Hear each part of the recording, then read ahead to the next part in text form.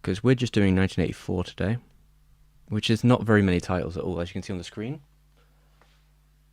As per the way I'm ranking it, there's like 5 titles, because this is 83 and 4 put together, and one of them technically is only here on a technicality. The other one also, this one technically doesn't count either with my rules that I set down, but it'll be fine. To recap the rules, the way we're doing this involves no educational videos, so no fucking fire safety, no walking across the road, no alcoholism, or to be fair, most of those are really hard to capture or get unless they've been preserved somewhere. We're not going to do recaps, TV recaps. I'm not doing sort of like OVA sequels to series, like or some follow-on to an original television show. I'm not doing the sort of direct-to-DVD episode. Those kind of things are not going to be there. I might have some more rules, but those are the major ones that I was thinking. I'm not, more or less, it's that kind of era of things. OVA started in 1983, but there's only really one on the commercial market, which also goes on into 1984, so I'm just shoving that together. There's also some technicalities here because we have Mr. Green Cat, which was made in 1983. It didn't become an OVA until 1987, I think it was, 98, 9, somewhere around that. I think it was 1989 through NHK's label. So I may start with the history of this one, because this one's kind of fascinating. It was made... Green Cat was made, technically finished, before Dallos, but it was made as like a TV pilot for stations, and they were going to shop it around. So Tezuka Productions at this point. The crazy little history of this one, Tezuka's Productions had all his IPs. They had split from Mushi Pro in about 1979, 1978. So all his IPs were from this company he made then called Tezuka Productions, who is the company that generally has some involvement in any adaptation of Tezuka's work to this day. And they have an animation department, I suppose, in some factors, but they also do a lot of working with other animation companies. Green Cat is insane, and I know it's based on one of his mangas, but it like as something to show a station. I do not know if you're like, because I think they had a series called basically Lion Books, where these were supposed to be like adaptations of things, but I think they were going for like a child market, and Green Cat is not. It's not that. I was saying earlier, and I will try and find the clip. Like Green Cat, like turns a guy with his phantom evil powers. He like turns a man into mush. He just eviscerates him, like Raiders of the Lost Ark. He just melts in front of your eyes. And I'm like, fucking hell, who are they trying to sell this to? Because this is technically before the OVA market even exists in a proper way. So I'm assuming they just wanted to do like it's going to be like a TV block for kids or something. And I was like, this is how you start that? This is what you're pitching people with? I was like, okay. And it moves at such a fast pace. And the story just keeps going. And it starts in like a really odd middle point where like a character just comes up and like, you have to shoot this Green Cat. And he's like, but this Green Cat's my only friend, bro. I can't shoot him. He's my only friend. And it's like, who are these people? What's going on?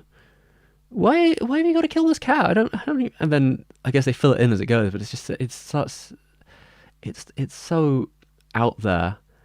Some good little pieces of animation. It feels sometimes a little bit weird, like the amount of drawings is inconsistent. Sometimes it feels like it might be too high for the kind of cuts it's doing, but generally there are some interesting cuts. I think it's absolutely out there. It's wacky shit, which in my book would probably put it in maybe like a light B. I will have to rewatch it later because I was kind of having to skim the ending before the stream. But I think it is 24 minutes. It's pretty goofy, but like I don't know, it's probably worth checking out if you're into it. It feels like, what is that film? It's behind me. It's on the shelf. It feels to me like Violence Voyager.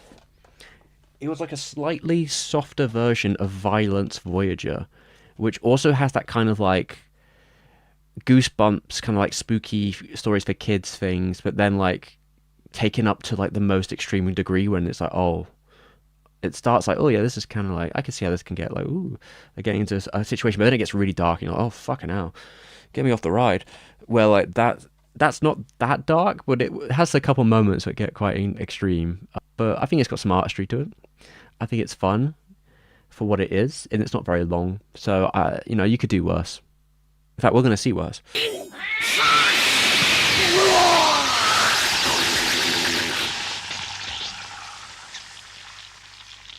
It's strange in a fun way. That's probably a good way to put it. Strange in a fun way.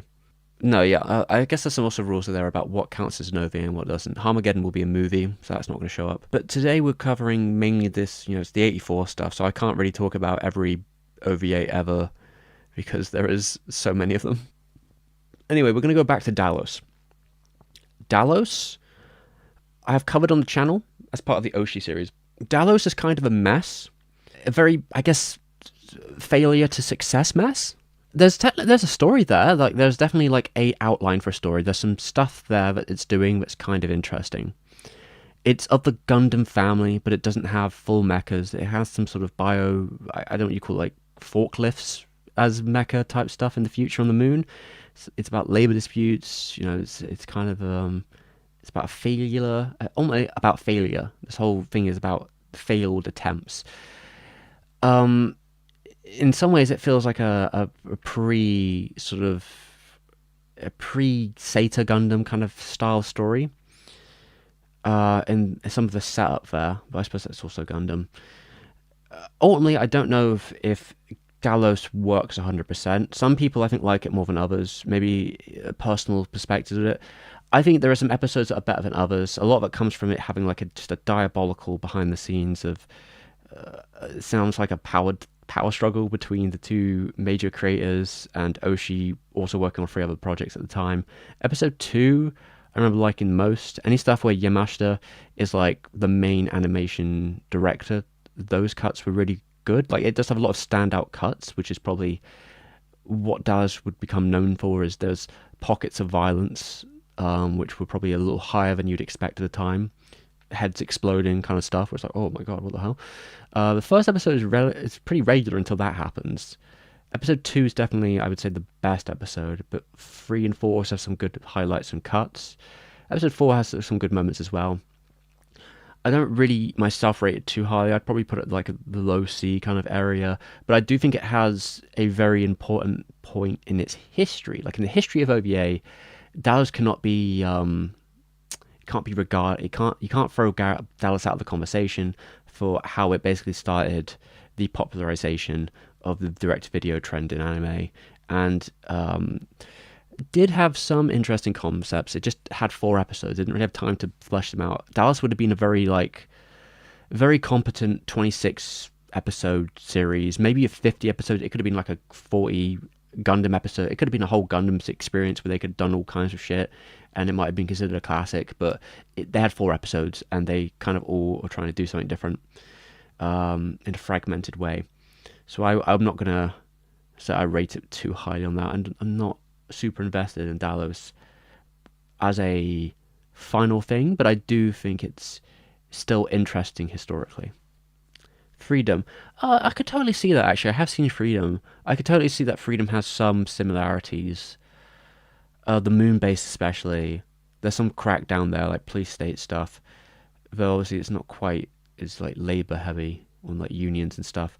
But there's definitely elements of that. I mean, Freedom kind of changes quite a bit through each episode because, it becomes a bit like a roadie kind of like project when they get to Earth. So it's like at that point things really change up. Must the tier list be separated by years when they were released? Absolutely. How the fuck else am I going to do it? Like you got, like I said, even within a strict parameter, 1985 has 22 OVAs. 83 to 4, that's like it's at 5 here, technicality of 5. 86 has like 38. 87 has like 50 or 60. We can just keep going. Like, they get to like 100 eventually per year, and then it's like a question of how many do I count within the rules.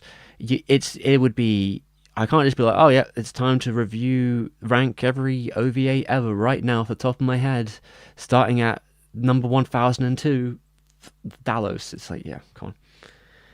The easiest way to segment it for me would be to do it in a kind of year structure, and then maybe when you get to like the decades, you can kind of like play around with it when you've got a nice chunk of them to work with. Yeah, I think that Dallas' ultimate disappointment is probably that they didn't expand more on the concept, because they definitely seem to want to do some more stuff. Originally, it was going to be a TV show, so you'd think, okay, well, maybe there was probably some ancient aliens, I imagine, considering what they were setting up with like random shit on the moon. There would probably be some more stuff about labor disputes and the difference. I mean, it was kind of setting itself up, unfortunately, a bit too close to Gundam with the sort of like space noids versus Earthling type deal. But it was, moon people versus Earth people. There was certainly an element of that. It could have worked though. When it comes to lost OVAs, I don't know if I say it's lost, but very obscure OVAs that kind of have some interesting things going on with them, but I can kind of see how they just fell away. You really don't get much more than like Radio City Fantasy reminds me of many OVAs in the era of like, this is an original story, there's no source material, this is some kind of like out of the mind of the creator. This is Mitsuo Nishikubo. He's big into his music.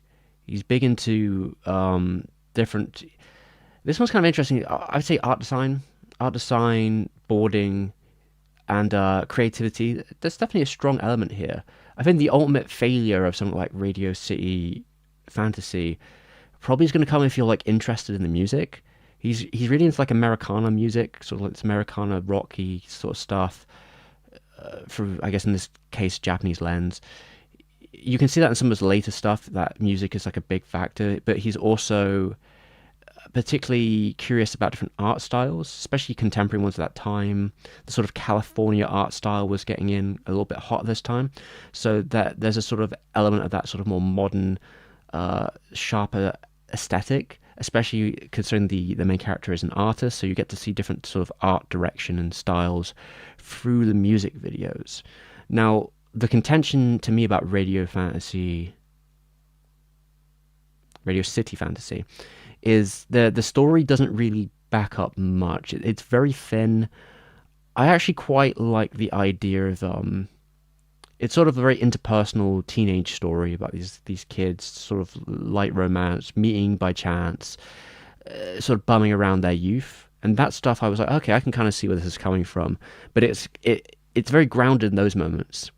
Outside of the some element of it, but when it is then contrasted with these absolutely, what would you say, Sergeant Pepper-esque, we could probably say, these just very like fantastical, out of nowhere music video type animations where things become, I suppose in a way it's not indifferent to something I will say later about titles like Birth, where they become these sort of animation sketchbooks where it's like, we're going to just do anything we want, we're just going to throw some stuff at the wall and see what happens. I did not really care for the music so much in Radio City Fantasy, so I found those musical sequences a little bit more like, yeah, okay, didn't really know. Some of the art direction, creativity, animation, it's pretty alright. I was preferring the down-tempo style. I think the character design and art direction in general for it is pretty good, though. It would probably land for me in the sort of like, higher than Dallas, I would say. Mainly because it's just one episode. It's about 40 minutes. Again, because it's 40 minutes, it doesn't really have a lot of time to expand its concepts too much.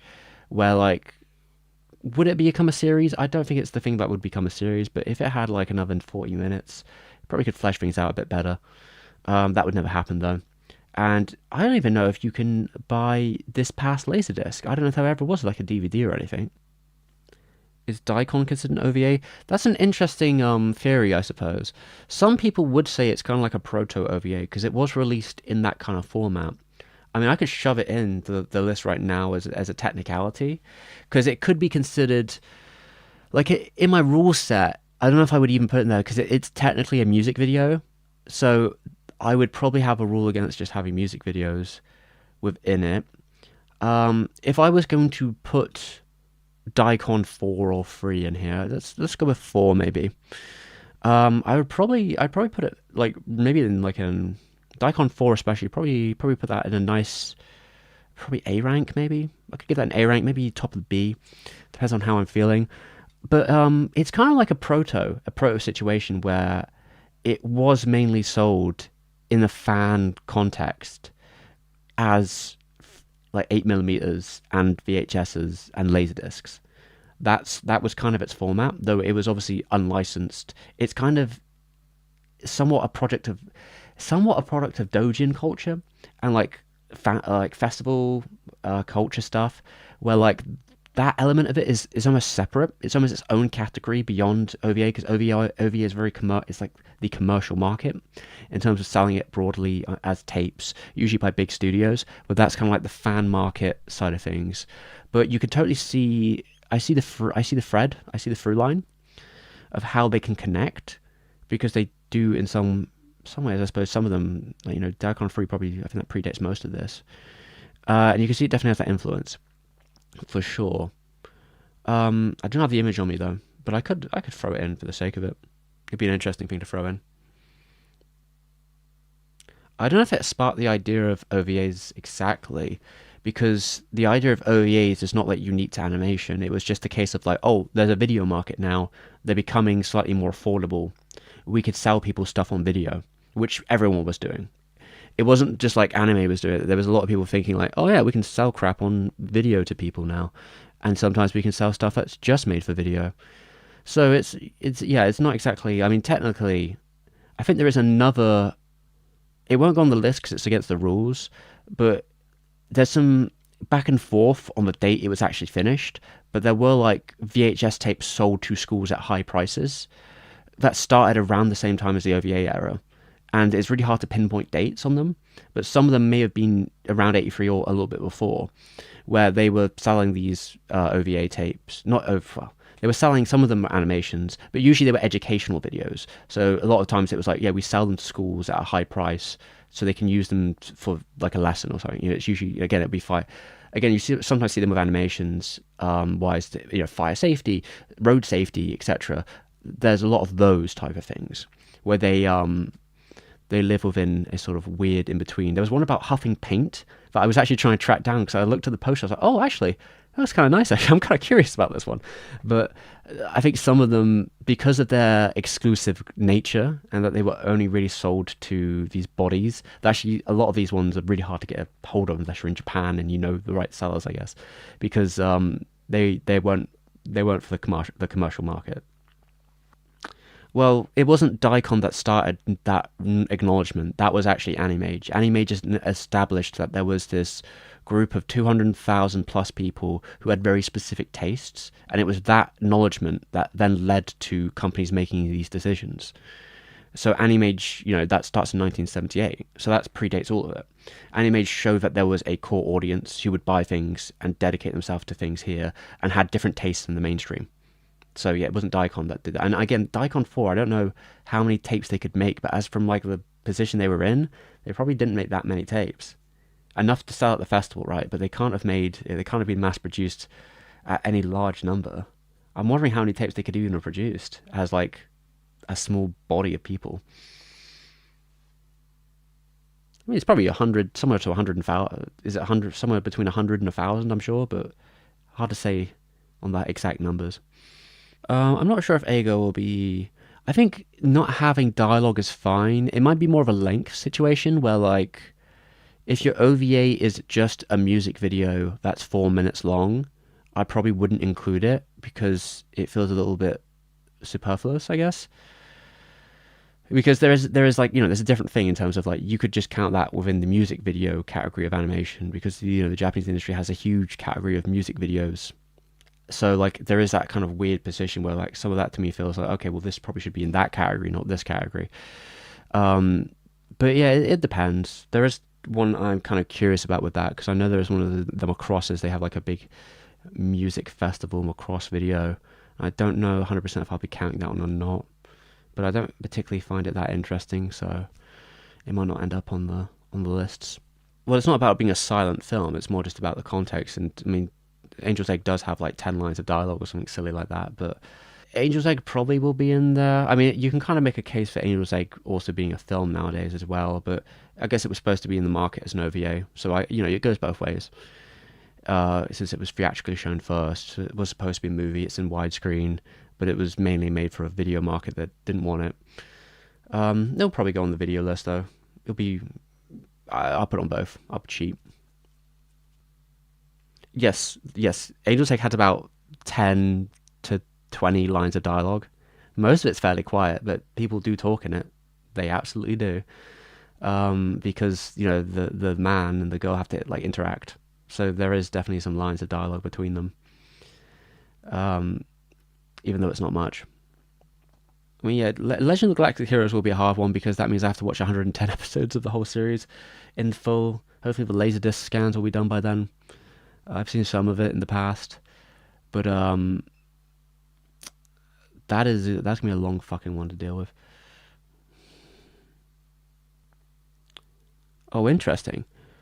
Harlan is saying that they found a Transformers OVA from Japan. Was that 1990? What's that called? Was it Sewn? That's very different. I actually found that there is this one. This one killed me because I have an experience kind of similar to that. I think it's from 1985. There is an OVA, or it's counted as an OVA episode of Transformers, and it has a banging poster. I saw this and was like, what the fuck is this? It had such a cool looking poster, and I was like, this looks cool as hell. I want to see what this OVA of Transformers is about. And it's just like, I watched it and I was like, oh, it's just an episode of a television show. I was like, fuck's sake. I was like, this is just an episode. This is a normal episode of Transformers. Like, maybe this is like an exclusive video only one, but this is no different than Gen 1. I was like, for fuck's sake, I got tricked. I thought this would be more like the movie than the fucking original series. I was like, it was nowhere. It didn't even.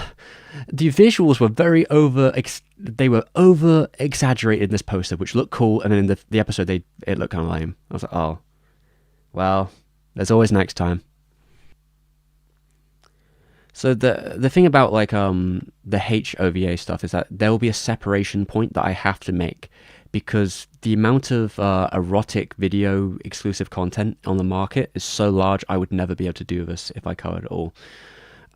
It would be a separate category. So there will be some stuff on the edge that will probably be in there, in the sort of like close to the edge area, that will probably be covered. Like Overfiend will probably get covered.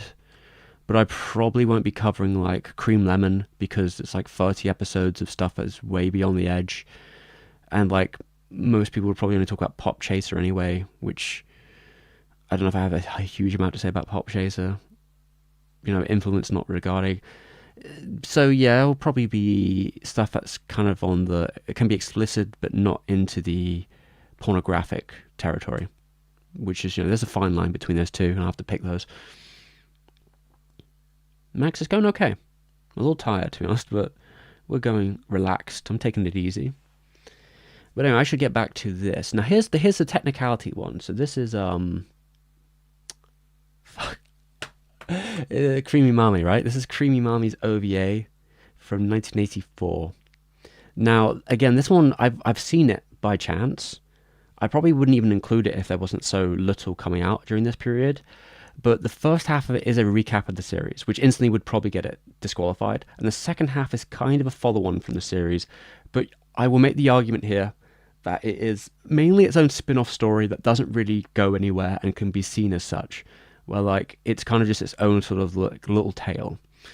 When it comes to it, I'm coming in, I have not seen the whole series of the original one, so I'm probably the worst target to get this OVA. This OVA cost like 11,000 yen back in the day. So this was made specifically for the otaku audience that they would have been aiming for in this one context. Like their kids were not buying this. I don't know, maybe they could rent it if they're lucky, but this thing was really expensive. So this was definitely for the otaku. And there's some nice stuff in there. It's cute. I don't really think it's anything too crazy. It sort of adds new characters into the story. The there's some little fun little bits in there. There's like a little chase scene at one point. But I don't know if I have anything crazy to say about it. it would probably end up somewhere like here on the list, where like I think if you're a fan of the series, you'll probably get a little bit more out of it, definitely. But it was a fine little story. If you count the only the 45 minutes of it, if I ignore the OVA, the recap section, because if we think of it probably like as a laser disc, that would probably be side one or the first disc or something. So if I'm just counting that part, which is a little bit afterwards, and I know there's more of them to come, which I'll have to check out to see where they end up on the list. There's probably gonna be better ones in the future that sound pretty wacky, but it's more of the show, I guess, would be a nice way of putting it, or like more of the same. Some little quirks to it. It kind of feels maybe a little meta in ways because of how it discusses the character of Creamy Mami returning, but then knowing that the character themselves, well, I'm not returning, and I don't know what the fuck this is talking about. That sort of position there is interesting. There's a bit of a mystery, but how that happened, which I think is engaging enough for 45 minutes. It's cute enough, I suppose. So yeah, we get to the final right now, which I think I got some notes on this one actually. So let's have a look at my little note document. I might have some notes for the rest of them, but I was not reading them. Yeah, Birth is definitely is the most important title to talk about, I think, in this era.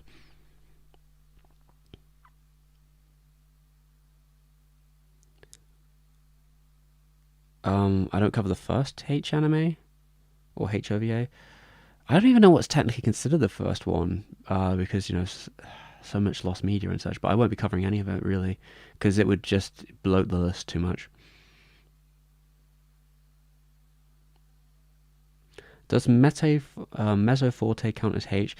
I think that you can make an argument with that one, and Kite, that because there were multiple different releases for it, you could probably say that sometimes it is counted, but like Mezzo Forte has like it's one scene per episode, and there are versions that you can buy that don't even have them in there because they're so not connected to the plot that they can be removed without much problem at all. Yeah, they can be like basically completely chopped out, and like, you know, for the longest time Mezzo Forte was just on YouTube, and in that context it was the version without those scenes, and I don't think people, you know, it worked just fine. I might cover I've already seen them, so I might just throw them in anyway, but they are kind of on the edge. But I quite like Mezzo Forte, so I could totally see me putting it in the list.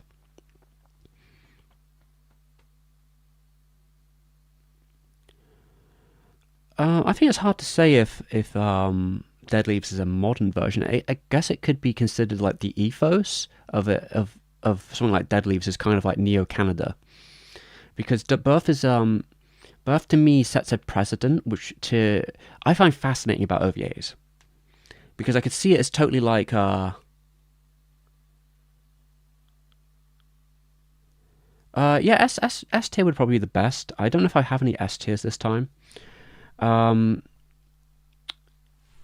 if I added Daikon, I could probably put that Daikon 4.0. I mean, it would be, as a technicality, probably could go in like A tier if I was feeling generous.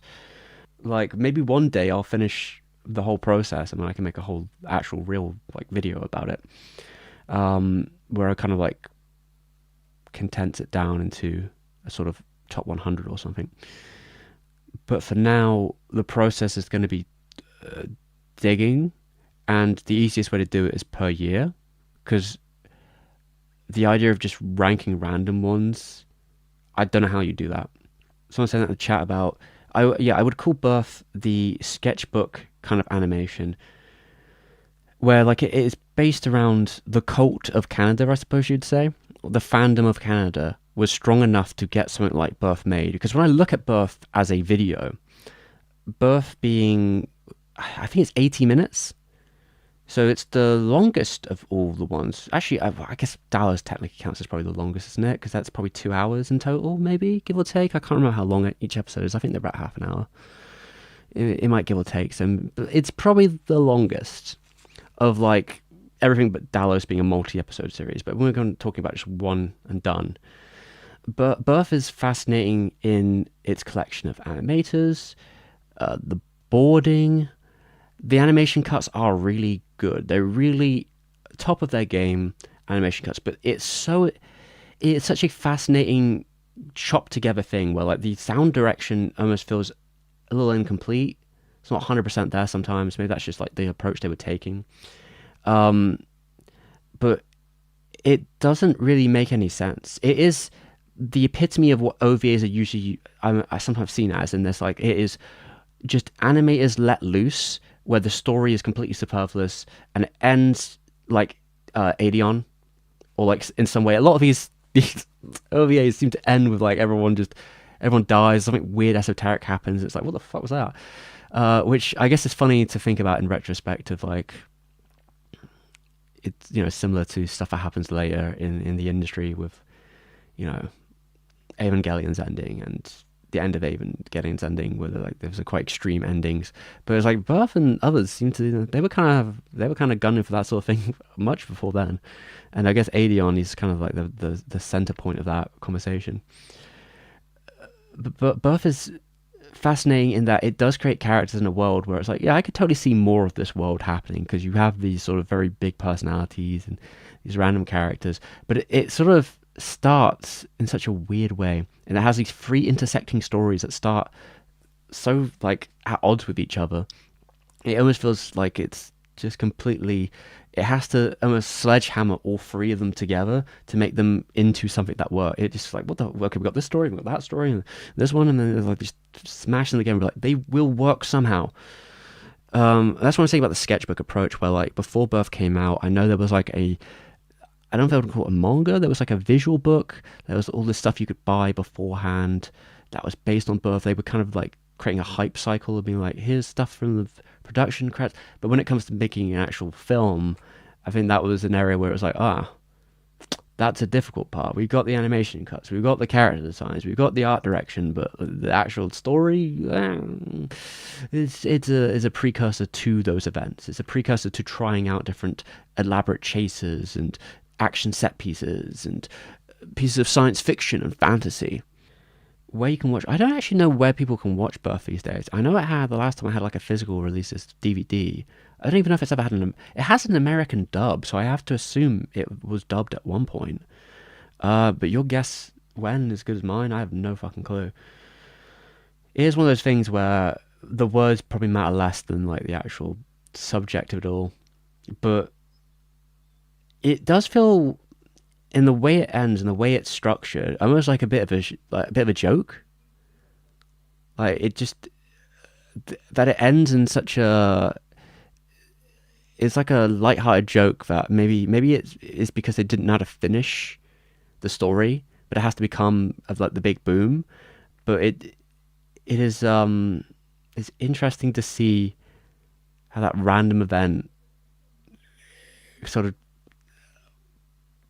destroys everything, I guess you could say, just completely ends the world as it is. And there was never really, I don't think there was ever any more Birth, was there? There was like I think there might have been a manga tie-in. But I think everything about Birth as a sort of like a multi-franchise thing ended as soon as it started. The Oricon book I have says it sold about 4,000 units in the first year in the Oricon chart, at least, which was pretty alright for 1984, I guess. It wasn't Dallos numbers. Probably wasn't what it was hoping to sell. It may have sold more long term, but I don't think it was ever considered a success. But it's hard to say what the metrics would have been for that.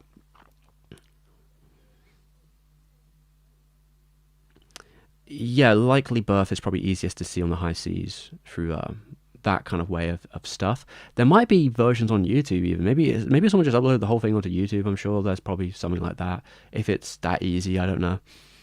But it wouldn't surprise me.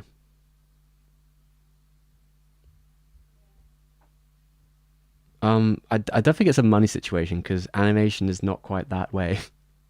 I think they probably ran out of time, because it was all done. I'm pretty sure it was all done at like Canada Studio, wasn't it? God, I'm trying to remember what I wrote about that. I think it was all done within. I get actually they might have been nomads, to be fair, because his studio is probably pretty small. But you have a lot of like who are obviously very good animators, and some of these animators came together and they ended up on other stuff like Leda or Windaria.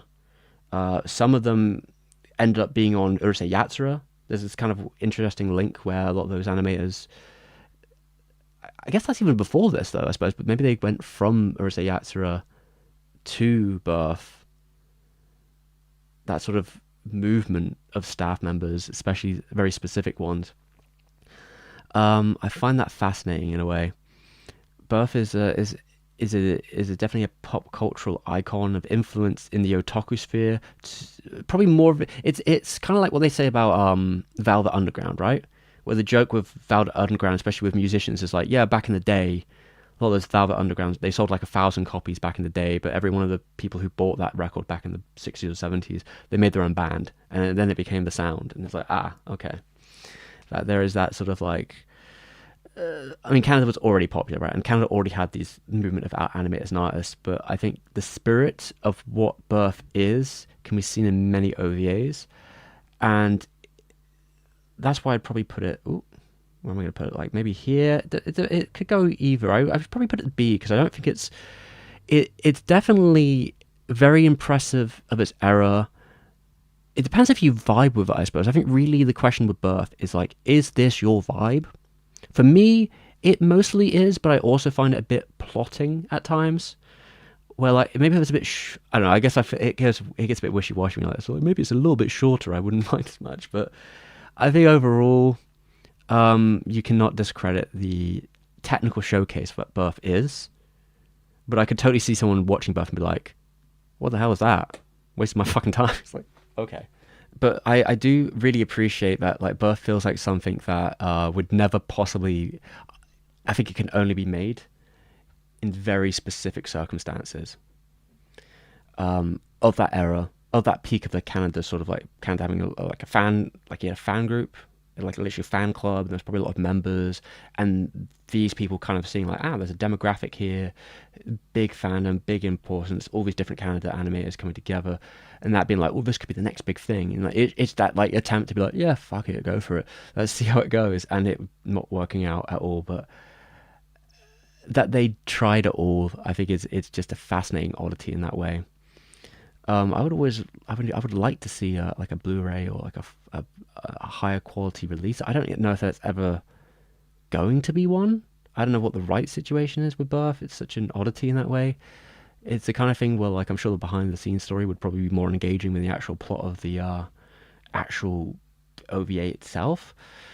Because it does feel like a catastrophe behind the scenes, perhaps. I mean, while there's a lot of great animation cuts, yeah, the sort of corrections in it are kind of all over the place, where it does feel at times where like they just didn't have time to correct this or that and do whatever. It's very loose in that way, where I think a lot of the animators had that freedom, which I guess is depending on the person is like going to be a pro or against. Sometimes as well, the storyboarding, the boarding of it sometimes doesn't flow very flawlessly. It does feel like, when I say sketchbook, it is sketchbooking that. Like I don't think there was a particular layout formation, like maybe for like the perspective shots, but a lot of the time it does feel quite single plane. Like it's like the animation is here on a flat plane, watch it, and things will happen.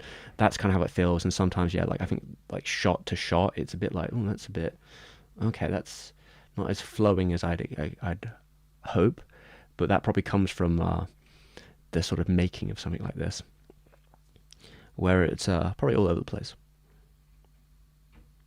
Yeah, I mean, I think that's I was trying to remember if I'd half remember that, but it is like that, just like this random little kid who hates women, I guess, who ends up destroying the entire world. I don't know if that's supposed to be a metaphor, some tongue-in-cheek otaku thing that they were jabbing at the time. It's hard to say. There is definitely an interesting sort of early otaku-esqueness to one of the characters, and that having like the doll and having like that, like having the admiration for the main heroine, and I don't really understand what the relation between these two people is. But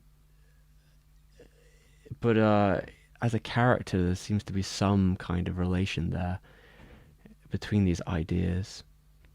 It's, I don't know if it's really fully fleshed out though. I think it might just be more of a gag than they're thinking too deeply about it. Um, but even like the idea of these like synthetic people, none of it like from a law perspective really matters. It's kind of like, yeah, there's some like cyber guys and they don't like people for some reason. I don't know why, but they're gonna chase you on motorcycles and that'll be cool. I honestly don't know. I don't know what the situation with the licensing even is with Birth and who owns it right now. Because I would assume originally, like, because these were a lot of Canada's ideas, they would have been under Canada partial ownership. So he's passed now, so then it's probably on his family. But then it's also probably on whatever the producer was on, I think it was a record label, wasn't it? That produced Birth in the end. Um, to my recollection, at least, it's hard for me to remember. Should have wrote it down. Someone in the chat probably can figure out what's going on there. Maybe they can sort that out. I don't know if there's the demand might be the problem, that they're worried that it wouldn't sell to do a distribution of it, because I don't know, maybe the people who are making that in their 60s now, the people who are watching it. I could see a reason for wanting to put it out for sure. I just don't know if they will.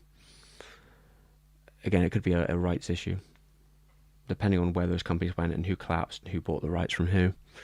Because if it's anything like Angel's Egg, where like they just lost the rights for a long time because of those sort of like relationships where people sell something to sell something to sell something. Atlas, Atlas released the Japanese DVD. If that's true, that's crazy. Yeah, I think the little the little bouncing ball thing, the manga thing. Is he blue? Is he yellow? Um, he's probably fine because he's like very rubber hose. But yeah, some of the other characters kind of like the quality of that is all over the place. But I think it's part of his charm, I suppose. Maybe you could push that. I mean, Birth is like a technically influential one, but not a successful OVA. But I could totally see it getting another release eventually. The issue might also be technical, because the question is going to be, well, who has the original film masters? Does anyone have film masters anymore? Are they gone? Were they thrown away? Like, do we have those anymore? Are they in like conditions of which we could use? I think Birth's influence is probably an A rank kind of thing. For me, it's probably the top of that B ranking. Right now, those five will count. We could put Dallos, not Dallos. We could put if I put Daikon in there. If I Chica Daikon in there, if that's only a technicality, I'd probably put that in A. That's probably the top ranking of that sort of 83 to 84 era. Though I don't know if it technically counts. It's kind of in its own pocket. But Birth is definitely one I'd like to see. I think it would be an interesting one to see on a big screen, and I wouldn't be against it getting a bigger release with like lots of content. But I do think the question is, who is there a master still? Do we have something to work with? Because I don't know if it's really at the point where it's like, oh, well, we've only got like the old DVD master, and up-resing that's gonna give so results. It's gonna be okay, I guess, but it's probably not gonna be perfect. It'd be as good as we can get it, I guess. But like, you kind of want to see a proper master, really. What was the anime on the thumbnail? Birth, which was the top of the ranking list of OVA from 1984. Next time, I don't know, God knows how long it'll take me to do next time, because there is, again, like I said, 22 titles from 85 I'd have to cover, and I've seen a chunk of them, but there'll be a lot more to sit down and actually break through. And choosing the order will be an interesting one. What did I find out with these OVAs? Well, I found the list of them. You find like the lists. You can go on a database website and you can break down stuff. Like a website, AniList is very convenient for that, because AniList will let you break. I mean, Mal has like tools like that. My Anime List has tools like that, but they're a bit clunky. So you can kind of use them. But I think AniList has more streamlined tools where you can go OVAs released, and then you can put in a specific date, like a specific year or a specific time period, and you can look through what's listed. And there probably isn't going to be too much difference at this point between the list on My Anime List and the list on AniList. They're probably fairly similar titles brought up. My Anime List might have more but it would probably be like a couple oddities more than like proper releases. But you can kind of like track them down by that, and then from there, I created a document where I know the rough number that we have an idea of per year, and then from there I have to then break down how many of them hit the guidelines that I have, and then I have a working list which I might break down again into like spring, summer, winter, etc. So that I can make it easier to watch them. So I have like I have a rhyme or reason to sort of be like, all right, let's go through these ones first, bang, bang, bang, and then I'll break those down, and let's go for this ones, and then just make it a little easier to break it down the process.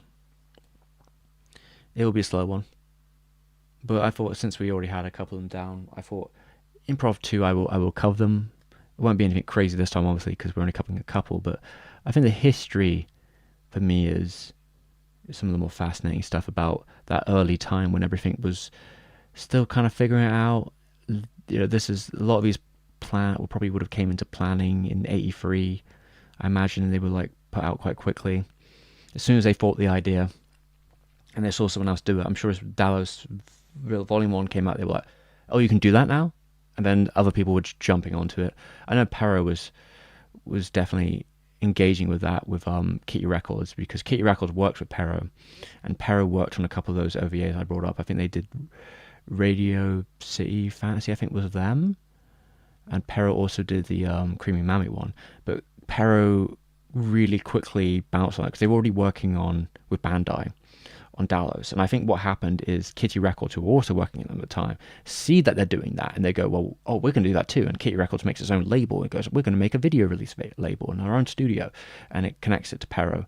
So instantly, as soon as it gathers that this is happening and that this is where the market's moving, Kitty Records was just, I'm on that, I'm here, I'm done, I'm ready for that.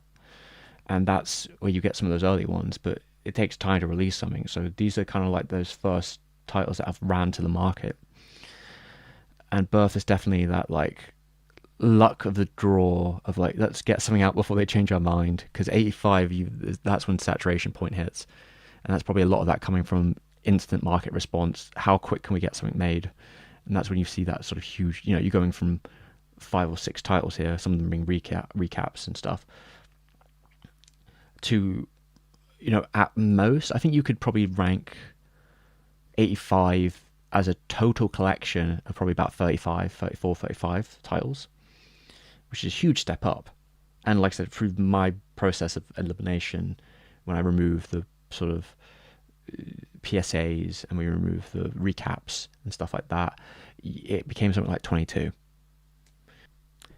Yeah, I mean, probably a lot of these back in the day, the only place people would have heard about these would have been anime magazines, or like an ad on the back of some magazine or something like that. Maybe you would have seen it in the local video store. You would have came in. Maybe if you had like a local community, you would hear about this. My friend the other day was telling me about tape sharing back in the day, because I was not part of that culture back then. But hearing about tape sharing, I was like, that's such a fascinating part of like, because now you got file sharing. Like this is kind of like it's an archaic thing. But people would literally, they would swap tapes like Pokemon cards. So people would get these like things on tape, or they'd record something on tape. Their experience with it was mainly like the wrestling side of stuff, where like you'd have different matches on tapes, and then you give a tape to another tape, and you get a tape.